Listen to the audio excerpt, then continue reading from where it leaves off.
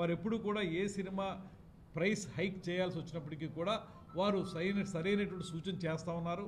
దాన్ని బట్టి మేము పెంచడానికి ఒక ఫైల్ మూవ్ చేస్తూ ఉన్నాం. అయితే హోమ్ డిపార్ట్మెంట్ వారికి వచ్చిన ఇబ్బంది ఏంటంటే ఫైల్ అల్టిమేట్గా యాక్సెప్ట్ చేయాల్సిన వారు అలా చేసినప్పుడల్లా ఎవరో ఒకళ్ళు పబ్లిక్ ఇంట్రెస్ట్ లిటిగేషన్ పెడుతున్నారు. పబ్లిక్ ఇంట్రెస్ట్ లిటిగేషన్ పెట్టినప్పుడు ఏమవుతుందంటే ఈ రేటు ఇంతెందుకు పెంచారనేటువంటి కోర్టులో వేస్తున్నారు.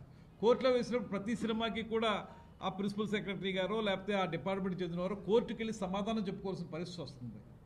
ఈ పరిస్థితుల్లో వాళ్ళు వెంటనే దాన్ని ఆమోదించడానికి ఇబ్బంది పడినప్పటికీ కూడా డిప్యూటీ సీఎం గారు కానీ సీఎం గారు కానీ లేదు మనం ఏదో రకంగా సినిమా పరిశ్రమకి మనం సహకరించాలనేటువంటి మాటతోటి వారు రేటు పెంచుకోమన్నప్పుడు మనం సహకరిస్తున్నాం. దాన్ని బట్టి నేను కూడా హోమ్ సెక్రటరీ గారితో మాట్లాడి మీరు కొంచెం యాక్సెప్ట్ చేయండి అని చెప్పి దాన్ని ఆమోదింపజేసేటువంటి కార్యక్రమాన్ని ఈ సంవత్సర కాలంగా కూడా చాలా ప్రతి సినిమా విషయంలో చేస్తూ ఉన్నాం.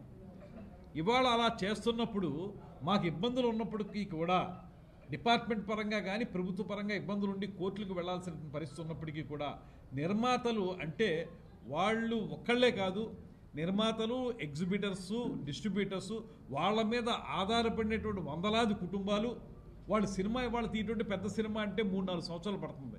3-4 సంవత్సరాల కాలంలో వాళ్ళకి అయ్యేటువంటి వ్యయ ప్రయాసలు, వడ్డీలు పెరిగిపోవడం ఇవన్నీ దృష్టిలో పెట్టుకుని వాళ్ళకు రూపాయి రేటు పెంచితే వాళ్ళకి ఉపయోగపడుతుంది అనేటువంటి మాట. రూపాయి రేటు వాళ్ళకి పెంచితే అందులో పావళ మాకు జిఎస్టీ ద్వారానో ఎస్జిఎస్టీ ద్వారానో మాకు రాష్ట్రానికి కేంద్రానికి కూడా వచ్చేదానికి అవకాశం ఉంది. దీనివల్ల కూడా దృష్టిలో పెట్టుకుని ఇది డిప్యూటీ సీఎం గారు చాలా కేటగారికల్గా క్లారిటీ ఇచ్చారు. ఆయన లాస్ట్ టైము మీకు మన రామ్ చరణ్ గారి సినిమా రాజమండ్రిలో దానికి ప్రీ రిలీజ్ ఫంక్షన్ జరిగినప్పుడు ఆ వేదిక మీద చెప్పారు ఆయన, దీని ద్వారా ఇలా పెంచడం వల్ల రాష్ట్రానికి కూడా ఉపయోగం ఉంది కనుక మేము చేస్తూ ఉన్నాం అనేటువంటి మాట చెప్పి ఇంత సహకారం అందిస్తున్నటువంటి సందర్భం ఉంది.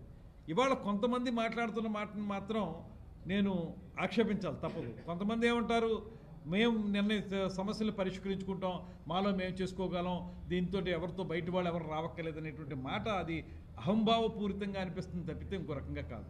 ఎందుకంటే పరిశ్రమ అభివృద్ధి జరగాలంటే ప్రభుత్వ సహకారం ఉండాలి. ప్రభుత్వానికి కూడా పరిశ్రమని ఇవాళ మనం సినిమా పరిశ్రమని ఒక ఉన్నతంగా చూస్తూ ఉన్నాం.